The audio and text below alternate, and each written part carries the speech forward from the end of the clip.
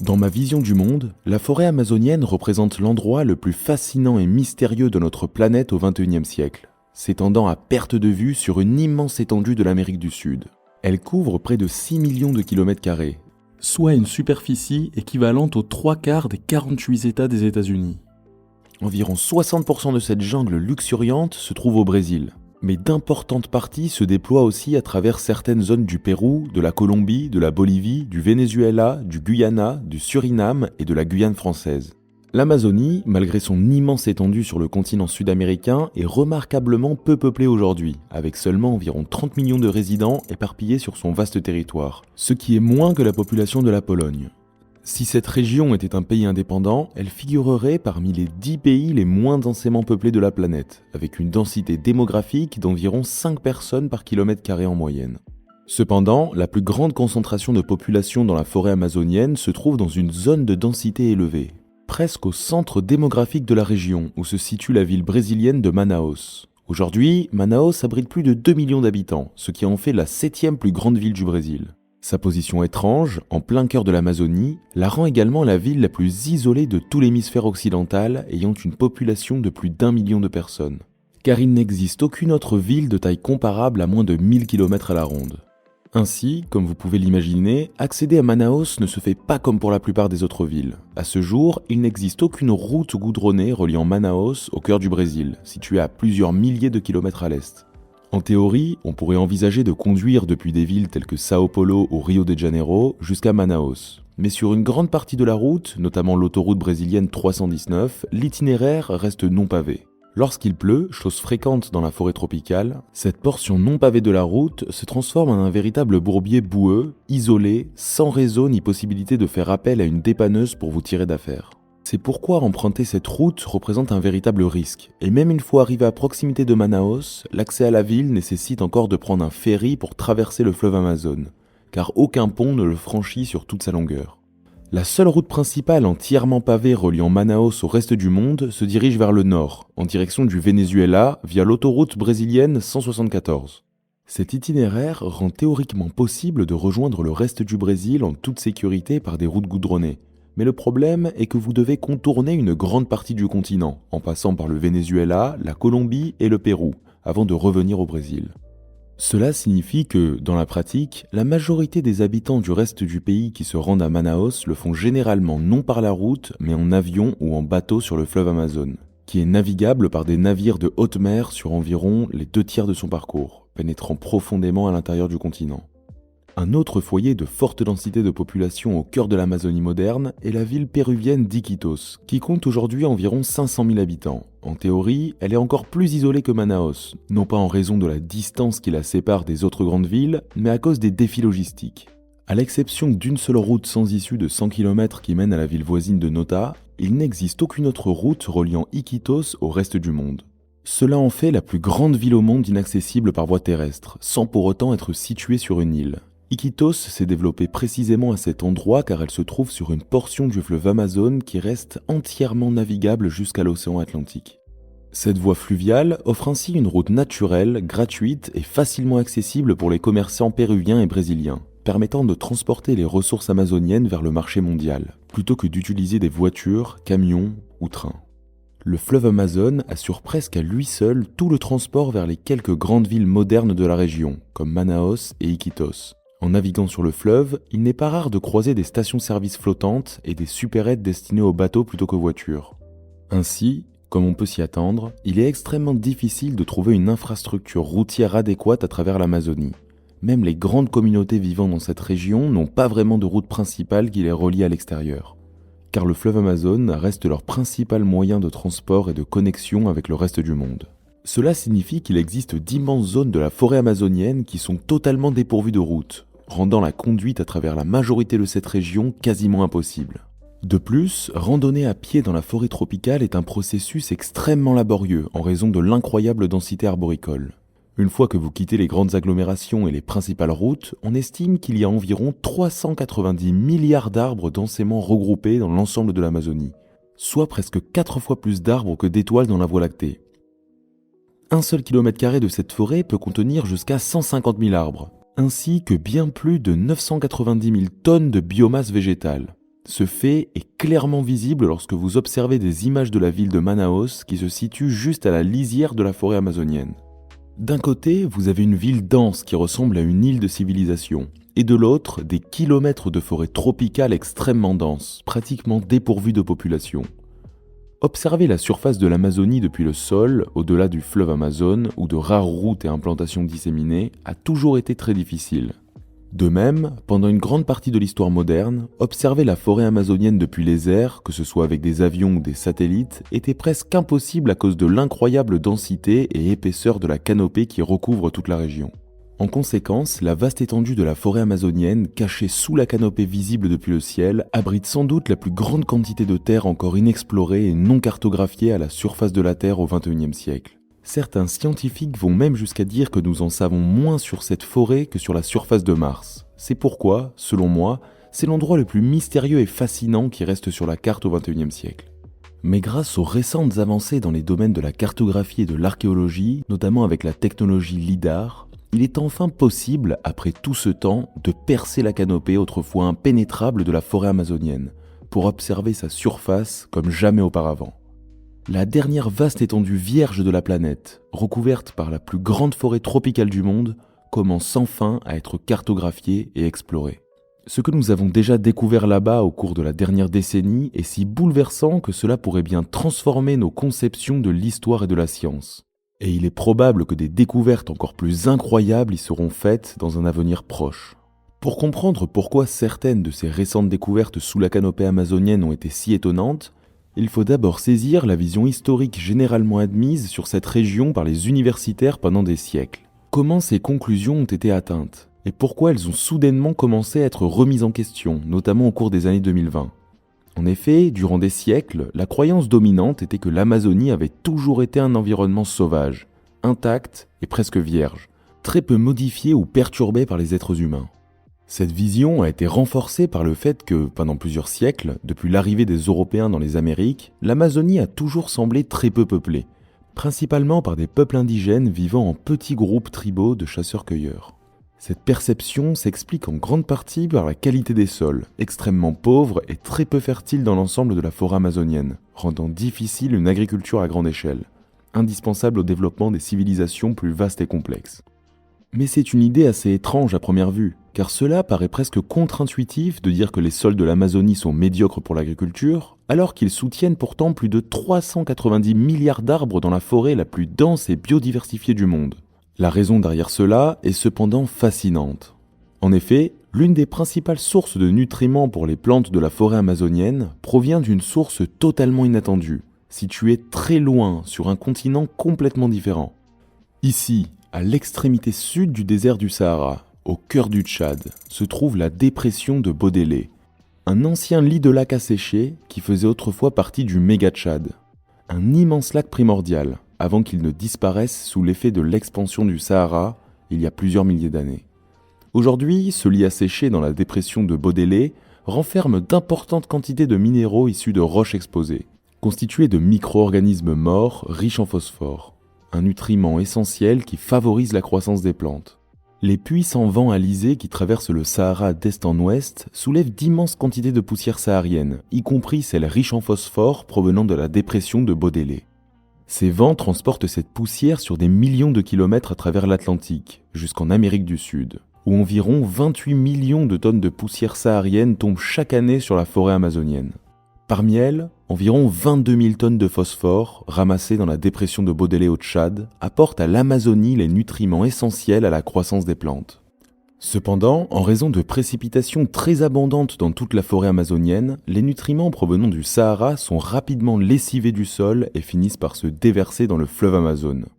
Cela signifie que les arbres et autres plantes de l'Amazonie ont évolué pour absorber les nutriments du sol presque immédiatement après leur dépôt, avant qu'ils ne soient emportés. En plus de cela, les températures très élevées tout au long de l'année et l'humidité intense de la forêt tropicale accélèrent la décomposition des matières organiques mortes, comme les feuilles, les plantes ou les arbres tombés. Cela signifie que les nutriments qu'elles contiennent sont libérés et recyclés extrêmement rapidement par d'autres plantes avant même d'avoir le temps de s'accumuler sur le sol. Tout cela signifie que les sols de l'Amazonie n'accumulent jamais vraiment de nutriments, car les arbres et les plantes de la forêt tropicale survivent essentiellement grâce aux nutriments recyclés des autres végétaux qui les entourent. En conséquence, les sols sont effectivement stériles et inutilisables pour l'agriculture. C'est pourquoi, historiquement, la communauté scientifique a longtemps considéré l'agriculture à grande échelle dans la région amazonienne comme impossible. Ce qui les a également amenés à croire que l'existence de sociétés indigènes complexes et de grande ampleur en Amazonie était tout aussi improbable. L'éminente archéologue américaine Betty Meggers, spécialisée dans l'anthropologie sud-américaine au sein de l'institution Smithsonian tout au long du XXe siècle, était une fervente défenseuse de cette idée. En 1971, elle publiait un livre intitulé « Amazonia, Man and Culture in a Counterfeit Paradise », dans lequel elle affirmait que, sans agriculture, la densité de population maximale que la forêt amazonienne pouvait naturellement soutenir grâce à la chasse et à la cueillette n'était que de 0,2 personnes par kilomètre carré. Ainsi, selon elle, l'Amazonie devait avoir été un endroit extrêmement peu peuplé tout au long de son histoire. Cette vision a perduré pendant des siècles, renforcée par le fait que les colons européens, les explorateurs et leurs descendants ne semblaient rencontrer que des petites tribus indigènes dans la forêt tropicale, dont des centaines existent encore aujourd'hui dans les régions les plus reculées de l'Amazonie. En réalité, on estime qu'au XXIe siècle, la forêt amazonienne reste si vaste, isolée et difficile d'accès qu'il existe encore environ une centaine de tribus indigènes non contactées. Ces tribus continuent de vivre selon leur mode de vie traditionnel de chasseurs-cueilleurs, comme leurs ancêtres, avec peu ou pas de contact avec le monde extérieur. L'Amazonie abrite aujourd'hui le plus grand nombre de peuples isolés restant au monde. Bien que les estimations exactes varient largement, on pense généralement qu'environ 10 000 personnes sont dispersées à travers la forêt tropicale, évitant tout contact avec le monde extérieur. Elles ne sont observées que rarement, notamment grâce à des photographies aériennes saisissantes comme celles que je vous montre en ce moment. Mais elles ne sont pas vraiment isolées comme on pourrait le croire. En réalité, elles sont presque toutes pleinement conscientes de l'existence du monde extérieur et ont une longue histoire de contact avec nous. Elles choisissent cependant volontairement de se cacher et de rester isolées dans la forêt tropicale, car elles craignent profondément ce que le monde extérieur pourrait leur faire si elles étaient découvertes. Au cours des siècles passés, depuis l'arrivée des Européens, et même au cours des dernières décennies, nombre de ces tribus isolées d'Amazonie ont été massacrées ou réduites en esclavage par des étrangers. À la fin du 19e et au début du 20e siècle, avec l'explosion de l'importance stratégique du caoutchouc, l'arbre à caoutchouc, naturellement indigène au bassin amazonien, a vu sa valeur et son importance augmenter de manière spectaculaire. Cela a provoqué une vague sans précédent de colons européens affluant dans la région, espérant faire fortune. Ce boom a été le catalyseur de la croissance des quelques grandes villes amazoniennes situées le long de la portion navigable du fleuve Amazone, comme Manaus et Iquitos, que j'ai mentionné précédemment. Cependant, avec l'augmentation de la demande de main-d'œuvre sur les plantations de caoutchouc en pleine expansion en Amazonie, les propriétaires européens ont lancé des vastes raids d'esclavage sur les populations indigènes. Ils ont forcé des centaines de milliers d'entre elles à travailler dans des conditions terribles, avec des taux de mortalité extrêmement élevés, atteignant parfois 90%. Certains historiens ont comparé l'ampleur et la brutalité de ces événements à celle de l'Holocauste ou du génocide arménien. À la suite de l'essor du caoutchouc, au milieu et à la fin du XXe siècle, les survivants indigènes de ce génocide en Amazonie ont fui vers les zones les plus reculées et les plus inaccessibles de la forêt tropicale. Leurs souvenirs des horreurs infligées par le monde extérieur ont été transmises de génération en génération. Ainsi, plutôt que de se cacher du monde extérieur simplement par choix de préserver leur mode de vie traditionnel, ils se cachent surtout à cause d'une peur profondément enracinée de ce que le monde extérieur pourra à nouveau leur infliger si le contact était rétabli. Cette peur a été renforcée par les actions des bûcherons, des mineurs, des missionnaires, des trafiquants de drogue et même des anthropologues au cours de l'histoire récente. Dans les années 1960 et 1970, le gouvernement brésilien considérait le bassin amazonien comme une région vide, regorgeant de ressources, mais freinant le développement du pays. Les peuples indigènes qui y vivaient étaient largement marginalisés, voire tués. Une tribu indigène de la région de Rondônia, en Amazonie brésilienne, a été presque entièrement massacrée par des tireurs brésiliens engagés par des éleveurs et des colons dans les années 1970, ne laissant qu'un seul survivant. Cet homme a mené une vie extrêmement recluse dans la forêt tropicale pendant des décennies, jusqu'à sa mort de cause naturelle en 2022.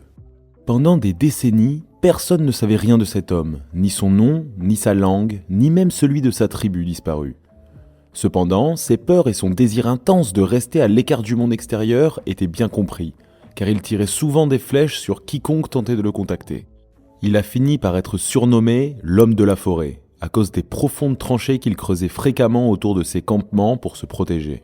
Le ministère brésilien des peuples indigènes a découvert cet homme à la fin des années 1990. Ils ont fini par clôturer toute la zone où il vivait, créant une réserve naturelle en 2007. Cela a transformé cette région en une île isolée de forêt avec un seul homme indigène non contacté à l'intérieur, entouré d'une mer de pâturages déboisés. Cet isolement a perduré jusqu'à ce que l'homme meure de cause naturelle en 2022, marquant ainsi la fin du génocide de sa tribu, perpétré tout au long des années 1970 et 1980, et demeure largement méconnu. Le gouvernement brésilien a tenté d'établir un contact pacifique avec les tribus indigènes de l'Amazonie en installant des postes de commerce dans la forêt, offrant des outils métalliques et d'autres objets utiles. Cependant, ces postes ont parfois conduit à des interactions violentes et ont souvent propagé des maladies extérieures auxquelles les tribus n'avaient aucune immunité. Ce processus, en cours depuis la découverte du Nouveau Monde par les Européens il y a un demi-millénaire, a parfois décimé jusqu'à la moitié de la population d'une tribu en seulement quelques semaines. Ces catastrophes ont finalement conduit le département brésilien des tribus isolées à adopter une approche radicalement différente à partir de 1987. Ils ont décidé que les tribus isolées de l'Amazonie ne devaient jamais être contactées par le monde extérieur, à moins qu'elles ne choisissent volontairement d'initier ce contact. Cela a instauré une sorte de directive première, un peu à la façon de Star Trek. Cela faisait également partie de la création par le gouvernement brésilien, à la fin du XXe siècle, de territoires indigènes à travers le pays, majoritairement situés dans l'Amazonie brésilienne. Actuellement, plus de 700 zones sont réservées à l'usage exclusif des populations indigènes du Brésil, y compris la vallée de Javari, située à l'extrême ouest de l'Amazonie brésilienne. Ce territoire est réputé abriter la plus forte concentration de peuples isolés, non seulement en Amazonie, mais aussi dans le monde entier. Le territoire a une superficie comparable à celle du Portugal, et il est strictement interdit à tout étranger non autorisé d'y pénétrer. Il abrite environ 14 tribus non contactées distinctes, représentant environ 2000 personnes au total, toutes occasionnellement observées depuis les airs par le gouvernement brésilien. C'est de là que proviennent la plupart des célèbres photographies aériennes de peuples isolés en Amazonie. La vallée de Javari fait partie d'une région plus vaste, aujourd'hui connue sous le nom de frontières non contactées, un arc reculé de l'Amazonie occidentale qui traverse les frontières du Brésil, du Pérou et de la Bolivie, sans doute l'un des endroits les plus inaccessibles de la planète au XXIe siècle. Nulle part ailleurs dans le monde il n'y a plus de personnes non contactées qu'ici, y compris une tribu très insaisissable appelée les Mascopiro. Située du côté péruvien de la frontière non contactée, environ 50 de ses membres ont été récemment observés et photographiés par l'organisation Survival International en juillet 2024. Lors d'une rencontre extrêmement rare avec le monde extérieur. Grâce à ces photos récentes, les Moscopuros sont désormais considérés comme la plus grande tribu non contactée restante en Amazonie et dans le monde, probablement composée d'environ 750 individus.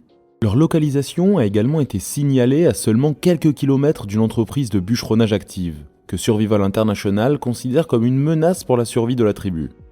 Les critiques du système brésilien des territoires indigènes affirment que ces réserves allouent en permanence environ 13,3% de la superficie totale du pays à une petite population indigène, qui ne représente que 0,4% de la population totale du Brésil. Selon eux, priver ainsi le pays de terres riches en ressources précieuses freine son développement économique et son potentiel de prospérité. En conséquence, la coupe illégale du bois, l'élevage et l'exploitation minière dans plusieurs des territoires indigènes sont déjà des pratiques relativement courantes. Mais les arguments en faveur de la préservation du système ne sont pas simplement pour les droits des peuples indigènes qui y vivent, mais aussi la protection de la biodiversité de l'Amazonie et des espèces végétales et animales encore non découvertes. Nous comprenons depuis très longtemps maintenant que l'Amazonie est de loin le système écologique le plus biodiversifié de la planète.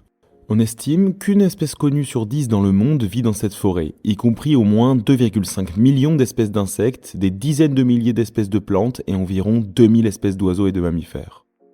De plus, une espèce de poisson sur 5 vit dans les rivières et ruisseaux de l'Amazone. Une étude scientifique de 2001 a conclu qu'un seul quart de kilomètre carré en Amazonie équatorienne pouvait abriter plus de 1100 espèces d'arbres distincts. La biodiversité de cette forêt tropicale est si exceptionnelle que de nouvelles espèces y sont encore régulièrement découvertes par la communauté scientifique. Selon l'Institution nationale de recherche sur l'Amazonie, basée à Manaus, On estime que 60% des espèces d'arbres de l'Amazonie n'ont pas encore été correctement cataloguées et identifiées. On ignore combien d'espèces d'insectes, d'oiseaux, de reptiles et de mammifères restent encore à découvrir au plus profond de la forêt. Certaines des découvertes animales les plus récentes dans l'Amazonie se sont avérées particulièrement intéressantes, comme les titis de Milton, découverts en 2015, une espèce de grenouille sombre trouvée en 1999, un perroquet chauve découvert la même année, ou encore une espèce unique de poisson aveugle d'un rouge vif, trouvé dans les eaux de l'Amazonie en 2007. Une nouvelle espèce massive d'anaconda vert du Nord a même été découverte très récemment en Amazonie par des chercheurs en 2024.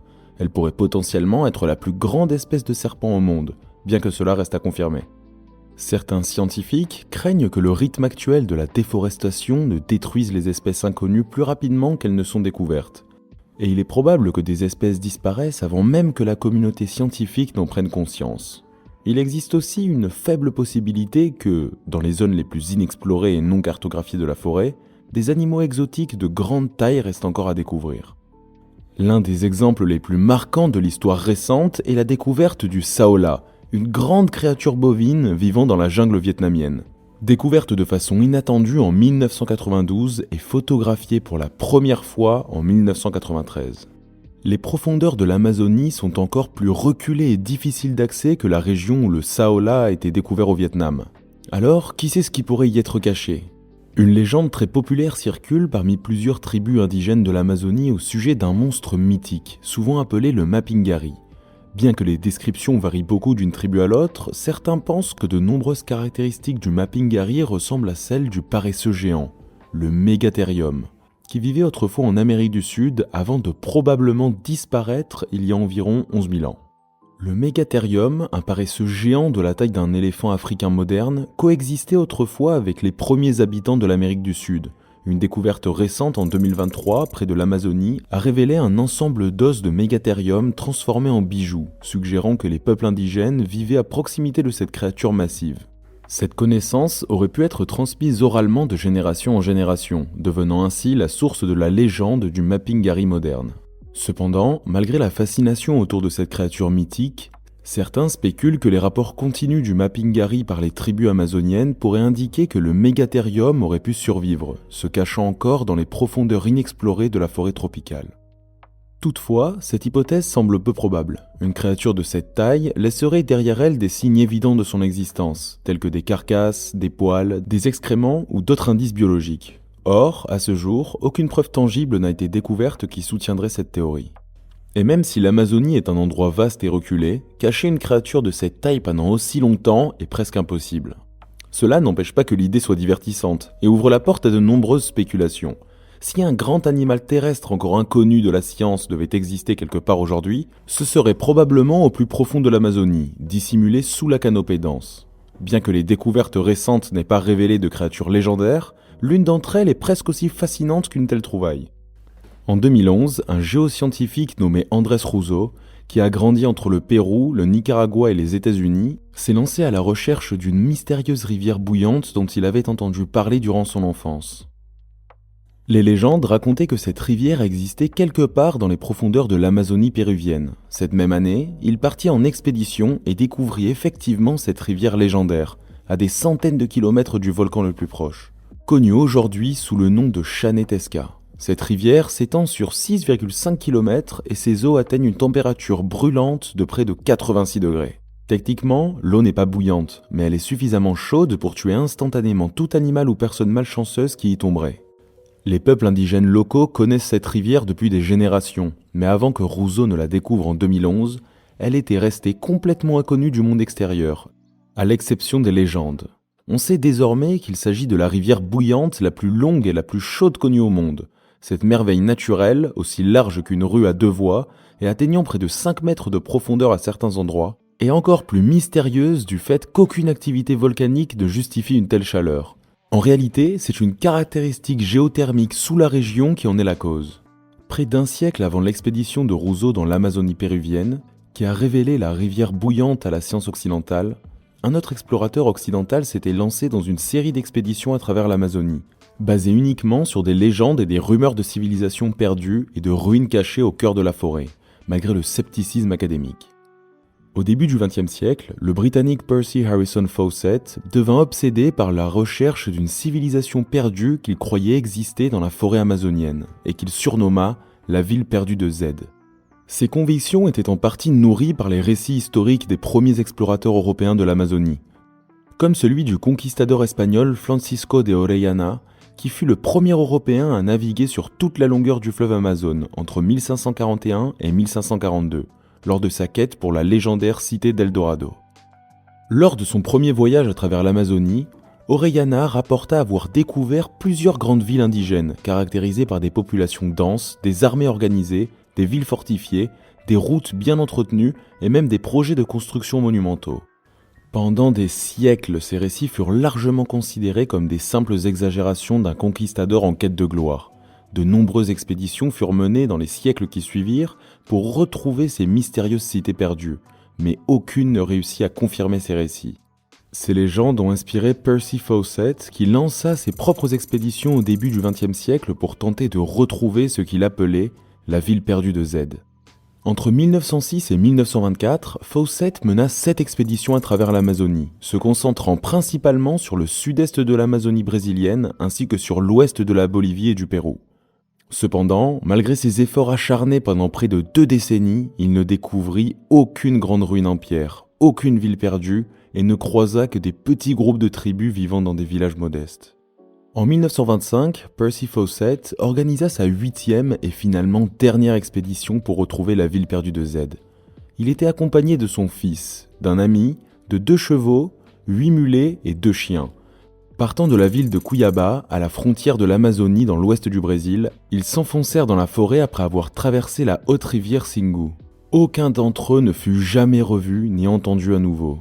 Disparaissant dans l'immensité de l'Amazonie, leur sort restant un mystère un siècle plus tard. L'échec des expéditions de Fawcett à trouver des civilisations perdues ne fit que renforcer le consensus de l'époque, selon lequel de telles sociétés n'avaient jamais existé dans l'Amazonie, qui avait toujours été perçue comme une terre sauvage, vierge et faiblement peuplée. Pourtant, plusieurs décennies plus tard, à partir des années 1970, une série de découvertes archéologiques progressives commence à mettre en question cette vision établie depuis des siècles.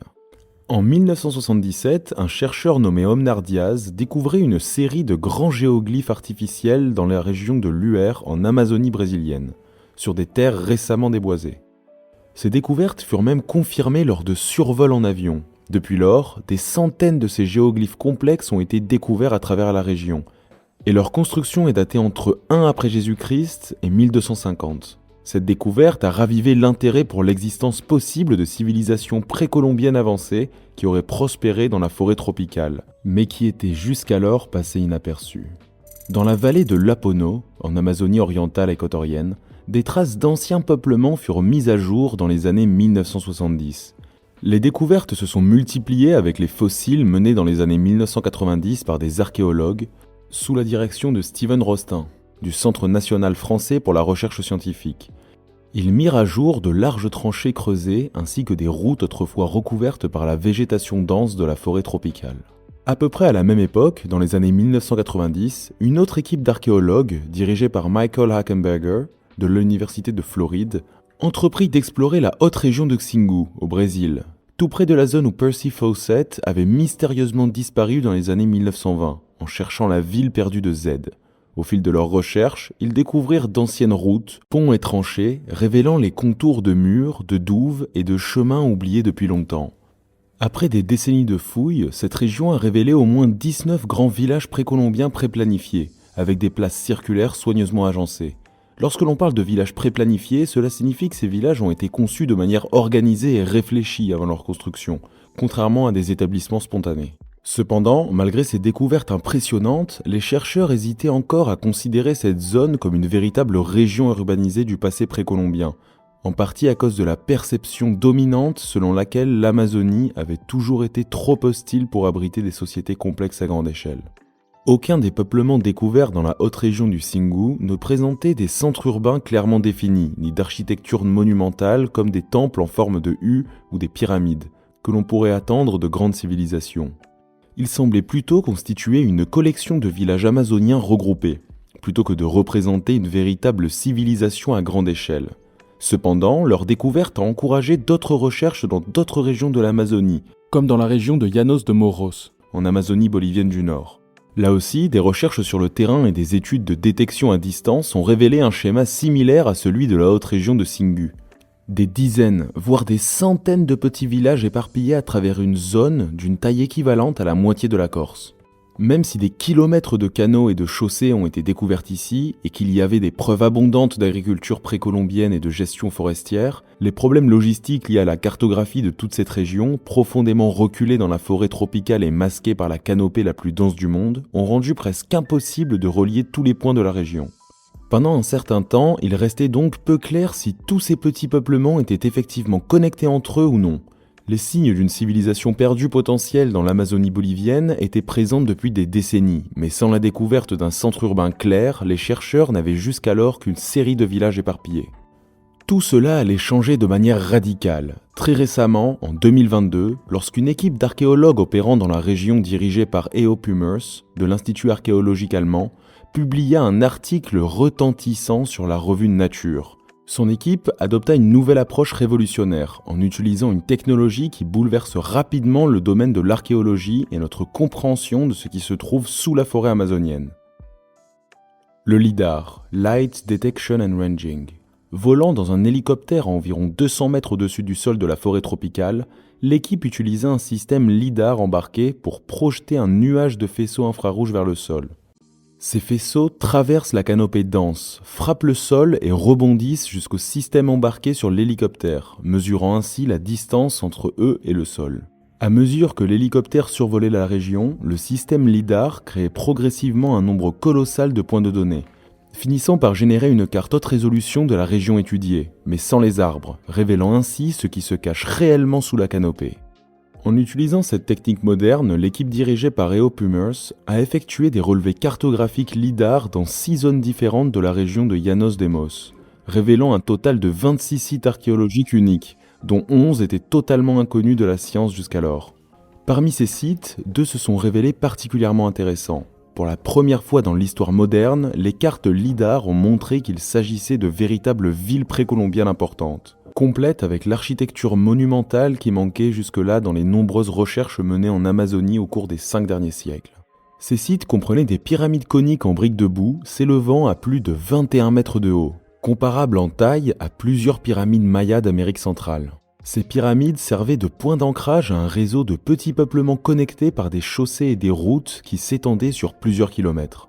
Un système complexe de gestion de l'eau était également en place avec des canaux reliant les principaux centres urbains aux rivières voisines. L'équipe estime que ces peuplements ont été abandonnés il y a environ 600 ans, vers 1400, soit près d'un siècle après l'arrivée des Européens, pour des raisons encore inconnues.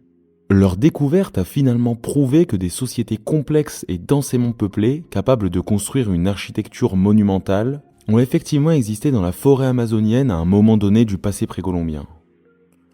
Cela remet en question la croyance selon laquelle l'Amazonie était faiblement peuplée. La région de Llanos de Mos, une zone à peu près de la taille de l'Angleterre, aurait soutenu jusqu'à 1 million de personnes avant l'arrivée de Christophe Colomb. Cette région se situe au cœur de nombreuses zones explorées plus d'1 siècle plus tôt par Percy Fawcett lors de sa quête de la ville perdue de Z. Cependant, Fawcett n'a jamais découvert ces ruines, car il recherchait en réalité les mauvais indices. La société qui avait bâti ces pyramides et ces villes en Amazonie bolivienne n'utilisait pas la pierre, comme l'avaient fait les Mayas ou les Aztèques, dont les constructions ont mieux résisté au passage du temps, les rendant plus visibles et plus faciles à trouver. Au lieu de la pierre, ces civilisations amazoniennes utilisaient des matériaux plus adaptés à leur environnement, comme des briques de boue et du bois. Bien que leur ville à leur apogée ait probablement été aussi impressionnante que celle des Mayas, les matériaux qu'ils employaient se décomposaient plus rapidement avec le temps. En l'absence d'entretien humain, ces structures ont fini par se fondre dans la végétation dense de l'Amazonie, rendant leur redécouverte extrêmement difficile après des siècles d'abandon. La mise à jour de ces villes monumentales, cachées sous la canopée dans le nord de la Bolivie, est considérée comme la découverte archéologique la plus importante de la région pour ce siècle. E.O. Pummers avait d'ailleurs prédit que dans les 10 à 20 ans à venir, encore plus de villes inconnues seraient découvertes en Amazonie. Certaines peut-être plus grandes et complexes que celles de Llanos de Mos. Et il n'aura fallu que 2 ans pour que cette prédiction se réalise.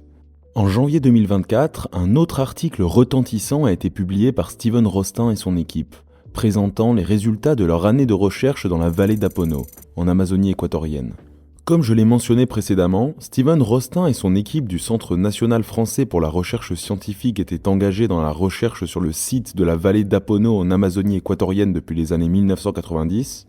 À l'instar des découvertes réalisées dans les régions du Haut-Singu et de Llanos de Mos, il avait découvert des preuves de l'existence d'une civilisation ancienne, avec des petites places centrales, des monticules surélevés, ainsi que de la poterie et des cruches. Cependant, sans une carte complète de cette région cachée sous la dense canopée de la forêt tropicale, il ne pouvait pas relier toutes ces découvertes en un ensemble cohérent. Tout a changé en 2015, lorsque le gouvernement équatorien a accepté de financer un levé lidar de la vallée d'Apono pour enfin révéler ce qui se cachait sous le feuillage. Au cours des années suivantes, l'équipe de Rostin a utilisé des avions équipés du système lidar et a combiné ces relevés avec des fouilles au sol intensives. Ils ont ainsi pu cartographier en détail une zone de 300 km² dans la vallée d'Apono, équivalent à la taille de l'île de Malte. Leurs résultats, publiés en janvier 2024 dans la revue Nature, ont révélé les ruines d'une véritable civilisation ancienne qui avait autrefois prospéré en Amazonie. Le levé LIDAR a permis de découvrir plus de 6000 plateformes rectangulaires individuelles mesurant environ 20 mètres sur 10 et s'élevant à 2 ou 3 mètres de hauteur. Ces plateformes étaient disposées en groupes de 3 à 6 unités, organisées autour d'une place centrale avec une plateforme principale. Ce sont des milliers de maisons longtemps abandonnées qui ont été découvertes, formant des zones de peuplement particulièrement denses et urbanisées. Parmi les découvertes les plus notables faites grâce au lidar, il y avait une immense plateforme de 140 mètres sur 40 et haute de 5 mètres, située au centre d'un des complexes les plus densément peuplés. Cette structure, probablement utilisée pour des cérémonies, indique qu'il s'agissait d'un site de bâtiments monumentaux disparus depuis longtemps.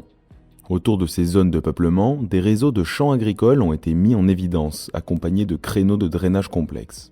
Ces peuplements étaient interconnectés par un vaste réseau de routes anciennes, maintenant inutilisées, dont certains faisaient plusieurs kilomètres de long. Une route mesurée par l'équipe s'étendait sur plus de 25 km et plusieurs routes présentaient des angles droits précis. Une prouesse d'ingénierie remarquable dans un terrain aussi accidenté. Des tranchées défensives ont également été observées, bloquant certains peuplements pour les protéger des attaques extérieures. Tout comme à Llanos de Mos en Bolivie, un vaste réseau de chaussées et de canaux a été découvert, fournissant un approvisionnement abondant en eau à la région. Cependant, cette découverte dans l'Amazonie équatorienne a révélé une société encore plus dense et complexe que celle de Llanos de Mos, elle-même une trouvaille spectaculaire. Certains chercheurs impliqués dans la découverte de la vallée d'Apono ont même suggéré que, à son apogée, les villes, rues et monuments construits par les peuples indigènes de cette région rivalisaient, voire surpassaient ceux de la civilisation maya en Amérique centrale.